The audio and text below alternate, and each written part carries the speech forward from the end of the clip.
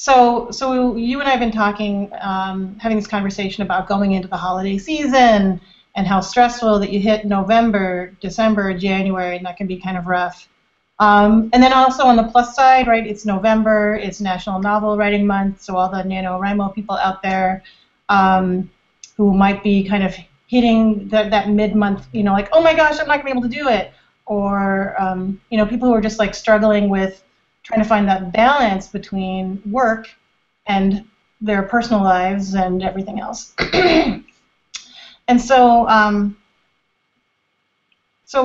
what I want to sort of present is this idea, of what mindfulness is, just really briefly, first of all. And this may be, just sort of a great oversimplification, but just here's what I feel like, mainly mindfulness is right now, really. It's about asking what's happening, what's actually happening right here and now, as opposed to the stories that we make up about what's going on, and then we're kind of confused in this fog of emotions and we just don't have any clarity. So it's about knowing what's actually happening, not the story that we have about it, and then asking ourselves, so how are we in relation to what that is? And that's the essence of it, and I think that's where, I learned this from Tara Brach's, reading her books, is that when we ask that question, how are we in relation to this, then we can peel back the layers. We can feel like, oh, something's happening in the body. What is that about? Oh, how do I feel about that? Actually, I'm kind of uncomfortable. What's underneath that? And you just keep going down until you get to more of like, what's true for you right here and now? And so it can be very helpful to have a metaphor for, when we're going through hard times, feelings, and so forth. Years ago, I did a great project in which the key metaphor was the mythical phoenix, that bird that lives for a time and then it burns up on fire, and then from that fire, the new bird emerges. And when we're in the middle of hard times, it can be, hard to remember that this is not permanent, or it's actually that hard time is the fire in which our spirit, or whatever you want to call it, are refined so that a new us can emerge. We emerge from this. So that's us. We're on fire with so many things like pain and longing and illness and desire for all the things that we think we don't have enough of or that we're under attack for. And what we can forget is that none of those things are really permanent. And so our ability to rest in awareness means that we don't feed the fire. We don't keep adding more sticks on. We just, because that only makes it burn more. So we watch the fire burn, and then we see that as we cease to feed it, it slowly fades away and eventually goes out. And it's a really, sometimes just having that image to lock onto, it's like, okay, I can kind of get that concept. Now how do I apply this to my life? So there's a lovely practice that came out of the mindfulness community of teachers in the United States. I'm not sure exactly when it began, but again, I've encountered this in the writings of Tara Brach and Joseph Goldstein and so on, is that people would, be like, I'm meditating, but when the shit is really hitting the fan, I still feel very overwhelmed by like super intense or difficult emotions. And so they came up with this thing they call R.A.I.N. It's an acronym that stands for Recognize What's Happening. That's R.A. is Allow Life to Be Just As It Is. Investigate your inner experience with kindness, and then non-identify is the end. And that allows us to have a process, like step by step, what can I do right here and now when things feel like super intense, I'm overwhelmed, I've got all these difficult emotions, whether they're very ecstatic emotions and we're like, oh my gosh, I'm being carried away, or we're going through, grief or some kind of pain. So it's very interesting. Viktor Frankl, right, father of logotherapy, Holocaust survivor, amazing, amazing man. You'd think he'd come from the Holocaust and be so damaged, but obviously not. And one of the things that he said is that between the stimulus and the response, there's space, and in that space lies our power and our freedom.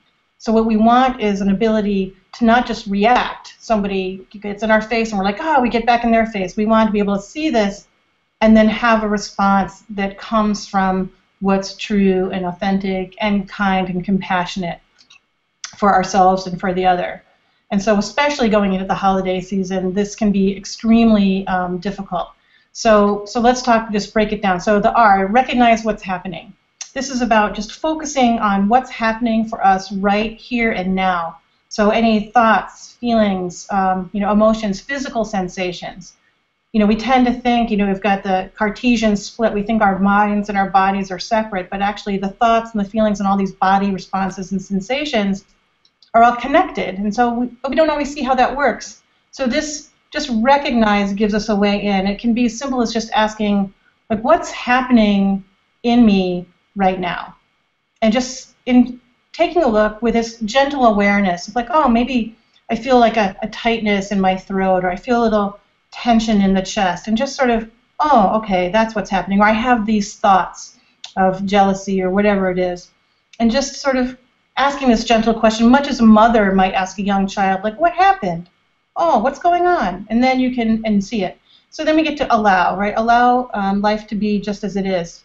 Lots of times we think our emotions are problems that have to be solved, but they're just emotions, and they come and go. I think I read somewhere recently that the average person has something like 3 or 4 different emotional states every 60 seconds. So we're constantly on this, but when they're very intense, we can forget. And so when they're very intense, we try to run away, or we want to suppress them because it's so difficult. But if we can just open our awareness to what it is, this can allow us to relax into a state of just allowing it to just be. And so we might use a word or a phrase to remind ourselves. Some that I, again, have found in Tara Brach's writing that I find especially useful because they're so simple and easy to remember is you might just say yes, or this too, or there's a Catholic priest she knows who says to his people, just say, I consent. Or I sometimes say, like, come on in. If I'm sitting in meditation and something comes up, like, come on in, sit down with me here. Let's have a conversation. So I'm just allowing that space to be there, to hold it all. And then the I is to investigate our inner experience with some kindness. We're so critical all of the time. And it's a very harmful, unconscious habit that allows that primal brain, that lizard brain back here, the limbic system, or the inner lizard, Martha Beck calls the inner lizard, to be always like, oh my gosh, under attack or not enough. And so then we're constantly not feeling good enough. We have shame or some kind of judgment.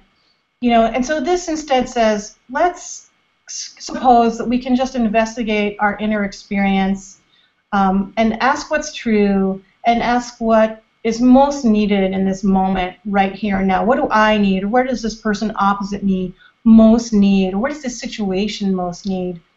And bringing that with some love and some kindness and tenderness just to the moment. It's a pause that takes us out of that, I'm the exact center of the universe, and says, what does this need? And then finally, the N is non-identification. We tend to believe that we are permanently entwined with these stories that we have about ourselves. And so a lovely phrase that I picked up actually from Bhikkhu Bodhi, a great scholar monk, is, this is not me, this is not mine, this is not who I am. And that just allows us to create a little bit of a distance. I use it all of the time. It's great with pain. It's great with any other kind of suffering. And it lets us go into this natural awareness that means we can let go of our identification with all these stories. And those stories are only limiting. So then we get to step into a more limitless sense of ourselves. And so it's not really about doing. It's rather just resting and awareness. And that word rest is so important. We're not striving anymore. The other steps are like, all right, let me investigate this stuff. So there's a sense of doing. This is just allowing ourselves to rest in natural awareness and allowing ourselves to kind of expand some into just this presence. And we can do this in just a few seconds, or you might do it for a longer period of time. I like this process because it's something that you can really use on the fly.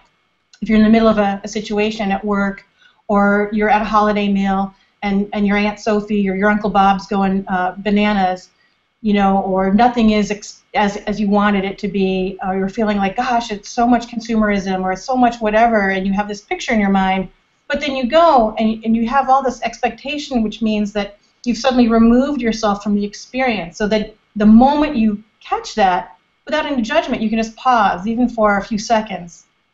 Sometimes people write it down somewhere. They just have it on a little card. You can put it in your pocket, and then take it out. It just says rain. Oh, right, okay, I can just recognize, oh, that's okay. I can just pause for I can just allow that, like my Aunt Sophie's a little crazy. That's okay. I love her anyway.